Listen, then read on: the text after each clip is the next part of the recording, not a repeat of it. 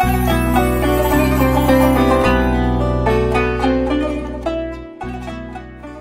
لله رب العالمين الذي أمر بالبلاغ المبين، والصلاة والسلام على سيدنا محمد المبلغ الأمين الذي قال: بلغوا عني ولو آية.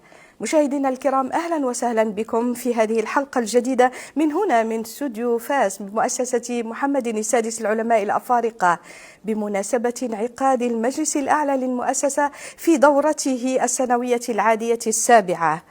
ويسعدنا في هذه الحلقة أن نناقش موضوعا بالغ الأهمية، والذي يعتبر أحد المشاريع الهامة الرئيسية ضمن جدول أعمال هذه الدورة من المجلس الأعلى للمؤسسة، وهو خطة تسديد التبليغ. فما كيفية تبليغ الدين الإسلامي تبليغا راشدا ومتزنا يراعي مقاصد الشريعة ويحفظ صورة الإسلام ويخاطب الإنسان بالحكمة والموعظة الحسنة؟ وما معنى تسديد التبليغ؟ ما أسسه الشرعية؟ وما التحديات التي تواجه الخطاب الديني اليوم؟ ويسعدنا أن نستضيف للإجابة عن هذه الأسئلة وغيرها عالمين جليلين من علماء إفريقيا، فضيلة الشيخ إبراهيم أحمد المقري، عضو فرع مؤسسة محمد السادس بجمهورية نيجيريا الاتحادية، وهو الباحث والمفكر المعروف بإسهامته في تعليم الإسلام والتوجيه الديني، وهو أيضا خطيب المسجد الوطني بأبوجا. أهلا وسهلا فضيلة الشيخ. مرحبا، أهلا. كذلك يسعدنا ويشرفنا أن نستضيف فضيلة الدكتور سعيد الشبار، وهو العالم والمفكر، له العديد من الإصدارات والبحوث، ويشغل اليوم منصب الكاتب العام للمجلس العلمي الأعلى بالمملكة المغربية الشريفة. أهلا بكم دكتور. مرحبا. فضيلة الأستاذ الدكتور سعيد الشبار، بداية حتى نقرب المشاهد من هذا الموضوع تحديدا، ماذا نقصد بخطة تسديد التبليغ؟ بسم الله الرحمن الرحيم، الحمد لله والصلاة والسلام على مولانا رسول الله. هذه الخطة باختصار وبإيجاز هي تستند إلى مجموعة من النصوص الموجهة في القرآن الكريم وفي السنة النبوية الشريفة بضرورة التخلق بأخلاق الدين. إذن هي خطة تسعى إلى جعل قيم وأخلاق الدين حاضرة في الحياة الخاصة والعامة للناس للمسلمين. وطبعا مجيء هذه الخطة هو بعد رصد هذا الفراغ الكبير وهذه الهوة الكبيرة التي أصبحت بين عبادات المسلمين وبين سلوكياتهم وأخلاقهم، بين إيمان المسلمين وبين الأعمال الصادرة عنهم. المفروض في الإيمان أن يثمر العمل الصالح، ولهذا في القرآن الكريم نقرأ دائما الذين آمنوا وعملوا الصالحات، الذين آمنوا وعملوا الصالحات. كما نقرأ أن عباداتنا التي أمرنا وكلفنا بالقيام بها، سواء كانت صلاة أو صوما أو حجا أو زكاة أو معروفا أو أي ضرب من أضرب العبادات، الأصل فيها أن تقوم سلوكنا وأخلاقنا، وأن تجعل حياتنا حياة سوية. الله تعالى يقول لنا إن الصلاة تنهى عن الفحشاء والمنكر، ولكن إذا كنا نصلي ونأتي الفحشاء والمنكر فهذا معناه أن هذه الصلاة لم تثمر الأثر ولم تؤثر الأثر الإيجابي الذي ينبغي أن يكون. الصوم ينهانا عن الكثير من وإمساك عن الحلال من أجل التمرن على الإمساك عن الحرام. ورب صائم ليس له من صوم إلا الجوع والعطش كما ورد في الحديث. أي حينما أكون صائما وأرتكب المعاصي والذنوب بلساني أو بعيني أو بسمعي أو بيدي أو برجلي، كل جوارحي ينبغي أن تمسك كما أمسك أنا عن الطعام. فعلى كل حال هذه الخطة هي خطة تخليقية كبرى لحياة الإنسان في حياته الخاصة وفي حياته العامة.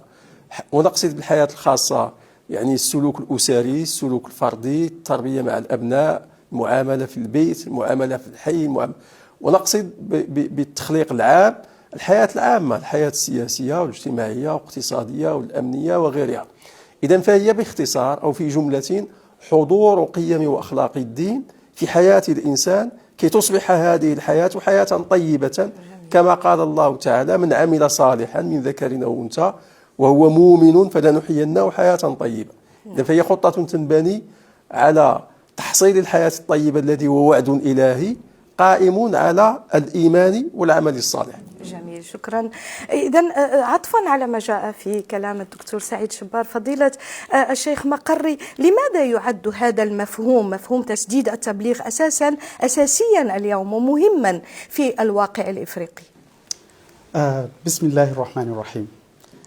في الحقيقة منذ تعرفت على هذا المشروع وعلى هذه الخطة لا أكاد أخفي ما كنت أشعر به من السرور البالغ بأن المغرب كان ولا زال وسيستمر إن شاء الله تنحدر القيم وتصلنا، أي تصل العالم الإفريقي الحلول لجميع مشاكله وتحدياته.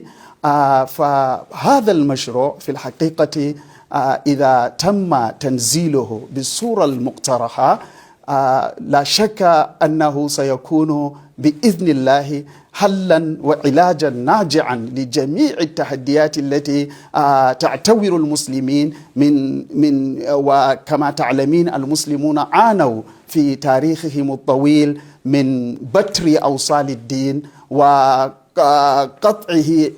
إربا. كل حزب بما لديهم فرحون، بدلا من أخذ الدين بصورته المتكاملة التي نزل جبريل الأمين من السماء وجلس بين يدي النبي صلى الله عليه وآله وسلم ليتعلم هذا الدين بهذه الصورة المتكاملة التي أخبرنا النبي صلى الله عليه وآله وسلم بعد رفع ذلك المجلس بأنه جبريل أتاكم يعلمكم دينكم. هذا الدين الذي أنا كما قلنا الكثير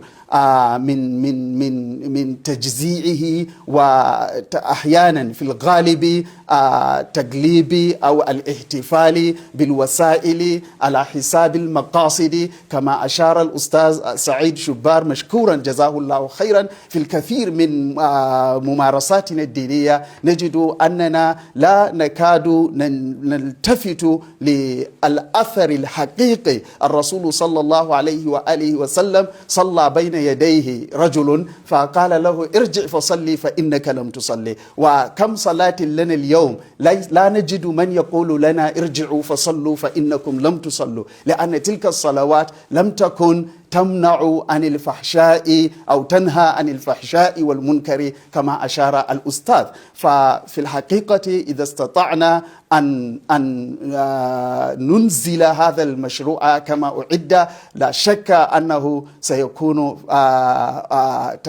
بإذن الله أكبر مشروع طموح للجواب عن تساؤلات المسلم الإفريقي، وأيضا إن شاء الله للنهوض بالمسلم بصورته الكلية، بحيث يمثل المسلمون هذا التراث الإسلامي الذي أنا كثيرا من إغفال وجفوة وتناسي شعوبنا. نعم، شكرا فضيلة الشيخ. طبعا أشار شيخ مقري إلى موضوع الأثر. فضيلة الدكتور سعيد شبار، تسديد تبليغ في الدين الإسلامي يعتبر اليوم مسؤولية شرعية جماعية لا تنفصل عن الفتوى الرشيدة ولا عن ضبط الخطاب الديني، خاصة في ظل ما تواجهه المجتمعات الإفريقية من تحديات فكرية وخصوصا تواصلية. كيف تجسد مؤسسة محمد السادس للعلماء الأفارقة الرؤية الملكية الحكيمة في خدمة قيم الوسطية في الإسلام في ضبط هذا الخطاب من خلال خطة تسديد التبليغ؟ وطبعا هذه الخطة هي موجهة ومؤطرة بتعاليم الإسلام، يعني أكبر خصيصة وأكبر مقوم في تعاليمنا الدينية الإسلامية معلم الوسطية أو الاعتدال أو التوازن كما عبرنا عنه. فهناك العديد من الآيات التي تشهد له. وطبعا نحن أمام هذه التحديات التي تعرفها بلدان العالم الإسلامي، كي لا نعمم ونقول تعرفها الإنسانية جمعاء. على كل حال نحن فيما يتعلق بخطابنا الديني الذي يهمنا كمجتمعات إسلامية ينبغي أن نتمثله في ما يؤطر هذا الخطاب من خصائص ومحددات، وعلى رأسها هذه الخصيصة التي هي الاعتدال والتوازن. هنالك غلو، هنالك تشدد، هنالك خطاب متطرف، هنالك يعني تيارات وجماعات لها تأويلات ولها تفسيرات ولها حظوظ أنفس تريد أن تهيمن وأن تحتكر الخطاب الشرعي وأن تكون هي الممثل الشرعي له. هذا كله خارج منطق التوجيه الديني. ولهذا نحن الحمد لله في بلدنا المغرب ومعنا إخواننا في البلدان الإفريقية الشقيقة من خلال الفروع التي يمثلونها ننعم بنعمة كبرى لا تكاد توجد، بل لا توجد يقينا في المجتمعات الأخرى.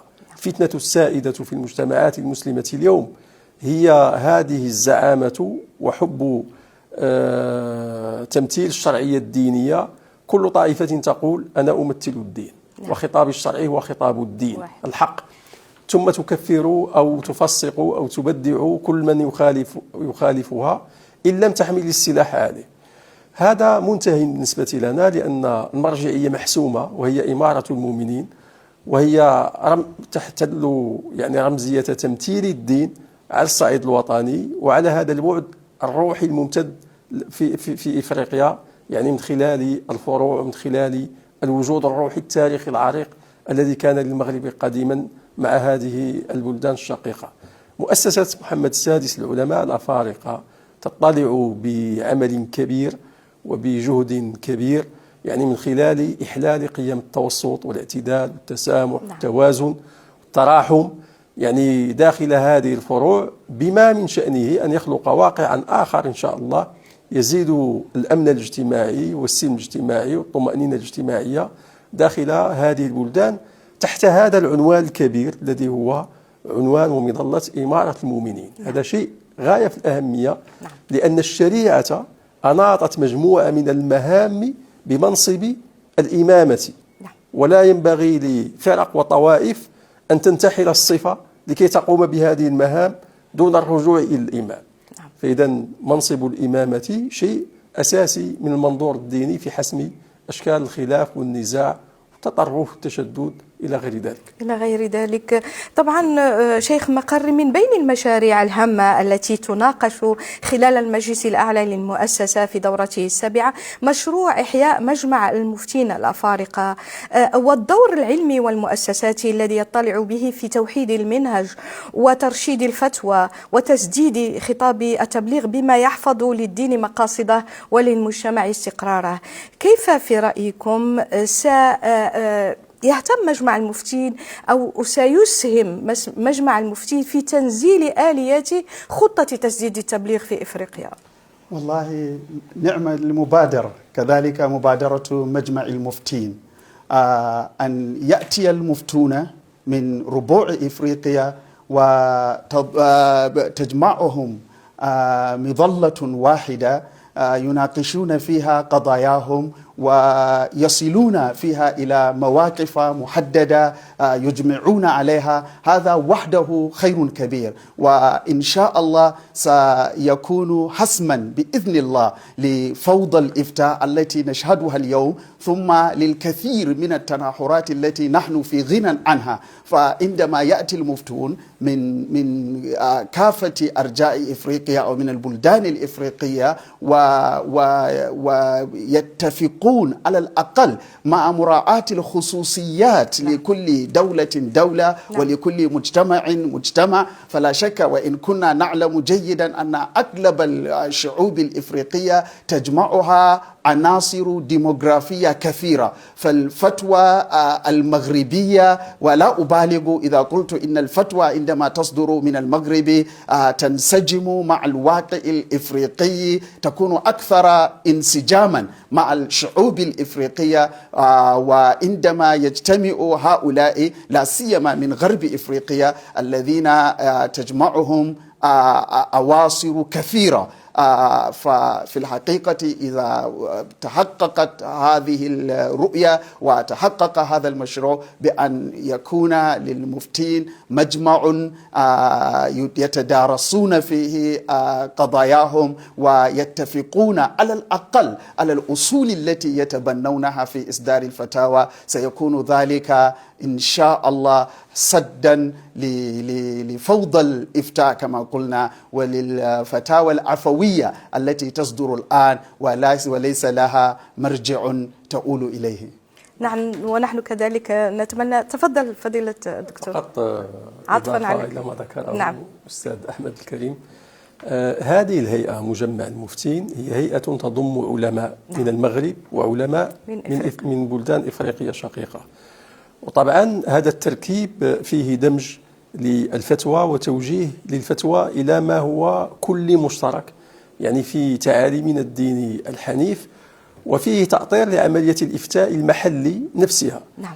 بمعنى أنه عندنا هيئة عليا للإفتاء مشتركة فيها فقهاء وعلماء مغاربة وفيها فقهاء وعلماء أفارقة تشرف على شأن الإفتاء وتؤطر شأن الإفتاء، أولا تحريرا له من المصادرة التي أو القرصنة التي نجدها عند كثير من المفتين الذين ربما ليس لهم حتى أهلية الإفتاء. نعم. وحتى إذا كانت لهم أهلية في الإفتاء نجدهم متحيزين، أي منتمين إلى تيارات معينة وليس إلى عموم الأمة. ففي هذا الجانب التأطيري الذي هو جعل هيئة الإفتاء هيئة مستقلة تخدم المصالح العامة وتخدم الأمن العام وتخدم السلم الاجتماعي وتخدم الطمأنينة الدينية إلى غير ذلك. ثم فيها توجيه لقضايا الإفتاء الجزئي. نعم. الذي كما ذكر الأستاذ الكريم يراعي خصوصيات البلدان الإفريقية والواقع الإفريقي المختلف في بعض القضايا التي هي جزئية، ولكن مؤطر بهذا الأصل الكلي الموحد والمنسجم والذي يبث على الطمأنينة وعلى الوحدة بين البلدان الإفريقية. تحدثنا عن الأمن الروحي خصوصا في هذا الإطار. ربما أسألكم فضيلة الدكتور، متى يتحول التبليغ الغير منضبط إلى مصدر فتنة، وما السبيل إلى ترسيخ هذه الوسطية والاعتدال التي تحدثتم عنها قبل قليل في المجتمعات الإفريقية، خصوصا في ظل تحديات الهجمات الرقمية والعالم الافتراضي؟ يعني كيف السبيل إلى ترسيخ هذه القيم؟ وللأسف يتحول التبليغ إلى مصدر فتنة أعتقد بأمرين اثنين: إما بالجهل التام بتعاليم الدين. نحن هناك خطابات اليوم تدعو إلى استعادة الخلافة، وتدعو إلى استعادة الخلافة باستنساخ نفس التجارب التي كانت تنتمي إلى القرن الأول أو الثاني أو الثالث الهجري. نعم. هذه أحداث وظروف انتهت مرتبطة بزمان ومكان انقضى، ولكن نحن ندعو إلى استعادة القيم التي كانت كامنة وراء هذا النموذج الذي خرج بحضارة إنسانية منفتحة على العالم. نعم. ما هي القيم الأساسية التي إذن إما أن يكون عندنا جهل، أو هناك من يعتبر مثلا أن إقامة الحدود الشرعية هي الأصل الكلي في الدين. نعم. في حين أن العلماء تحدثوا عن أصول الشريعة وعن كليات الدين، وجعلوا من حفظ النفس بعد حفظ الدين يعني أرقى الكليات. ولكن في نماذج وفي خطابات دينية نجد أن حفظ النفس لا يساوي شيئا، بدليل أن هنالك حروب تزهق الأنفس وتنتهك الأعراض وتنتهك الأموال والحرمات. كل ما جاءت الشريعة وجاء الدين لصونه باعتباره من كليات ومقاصد الدين العليا، نجد بعض الخطابات التي تجهل هذه المرتبية في الدين. نعم. وهذه الكليات الشرعية تستهين بهذه الأصول وتستند إلى جزئيات. العقوبات التي هي حدود وتعزيرات هي جاءت للردع وللزجر وليست أصولا في الدين أصلا. صح. والأصل فيها أن لا تقام، كما في الحديث ادرأوا الحدود بالشبهات، يعني أن لا نقيمها. فإذا عندنا قضية الجهل وعندنا قضية التأويل، سوء التأويل. نعم. يعني حينما يتأول شخص حديثا أو آية على حسب ما يريد وعلى حسب هواه وعلى حسب منظوره الفكري، وليس حسب مراد الشرع ذاته، أي ما يريد الشرع. ما معنى الجهاد في الإسلام؟ ما معنى الولاء في الإسلام؟ ما معنى البراء في الإسلام؟ ما معنى السلف في الإسلام؟ ما معنى العدل في الإسلام؟ ما معنى التوسط والتوازن في الإسلام؟ إذن هذه المفردات ينبغي أن تعرف من خلال المضمون الشرعي الذي يعطيه الدين، وليس من خلال ما نريد نحن ويخدم مصالح إلى آخره. نعم. فإذا أغلب الخطابات تثير الفتنة بهذا السبب.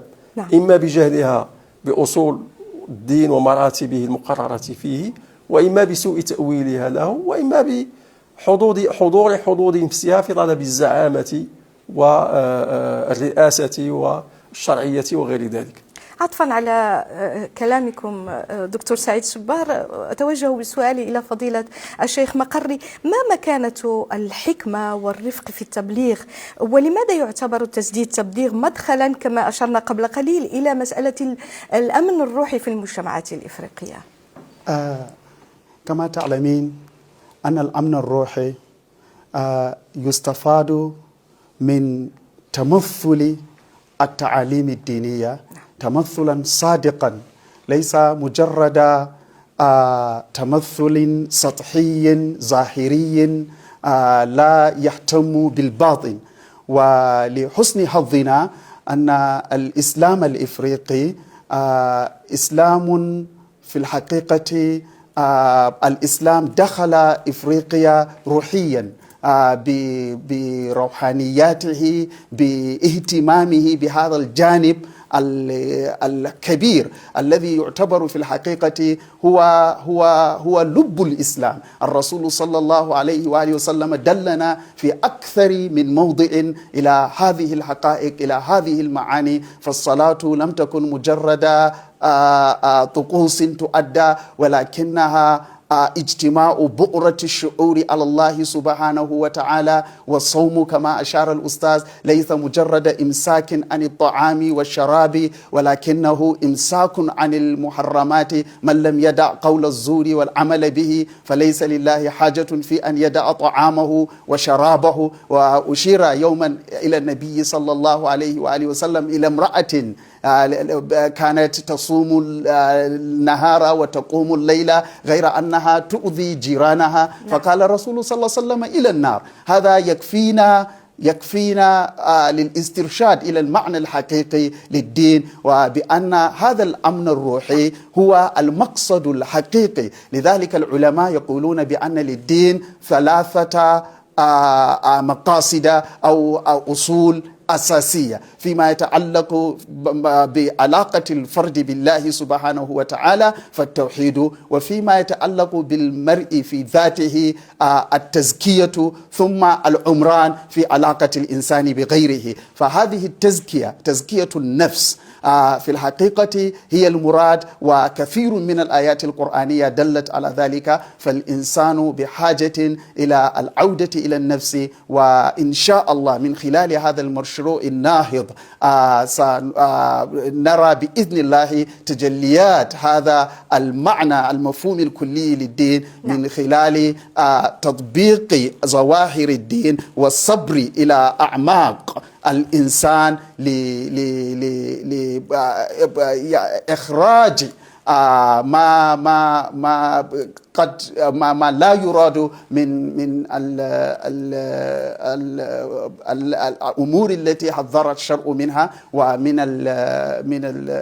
لا أدري التعبير يكاد يخونني، لكن الذي أريد أن أقول أن هذا المفهوم الكلي الذي تريده المؤسسة الرائدة في هذا المشروع، إن شاء الله إذا طبقناه سنجد التطبيق الحقيقي للإسلام الذي ينتهي إلى ما بدأ به الأستاذ: من عمل صالحا من ذكر أو أنثى وهو مؤمن فلنهينه حياة طيبة. فالحياة الطيبة هي الأمن الروحي الذي نشدو إليه إن شاء الله. فضيلة نعم.